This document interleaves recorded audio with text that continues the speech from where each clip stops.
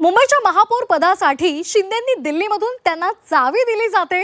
दिल्लीमधून शिंदेंना चावी देणारी व्यक्ती नेमकी कोण आहे असा सवाल संजय राऊतांनी विचारलेला आहे। महापौर पदाच्या संघर्षावरून संजय राऊतांनी टोला लगावलेला आहे। पाठिंब्याशिवाय शिंदे महापौर पदावर दावा करणार नाहीत असंही त्यांनी म्हटलेलं आहे।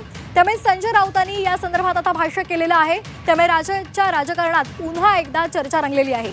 मुंबईच्या महापौर पदासाठी शिंदेंना दिल्लीमधून चावी दिली जाते असा दावा संजय राऊतांनी केलाय। हे असं आहे की मिस्टर एकनाथ शिंदे हे भारतीय जनता पक्षाचे लोहपुरुष आहेत ना।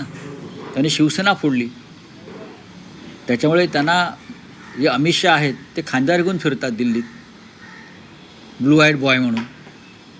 आता ते काही करू शकतात। तसं नसतं तर त्यांनी महापौर पदावर दावा सांगितला असता का 29च्या जोरावर का 27च्या जोरावर? कोणीतरी त्यांना चावी देत आहे ना दिल्लीतून, ते कोण?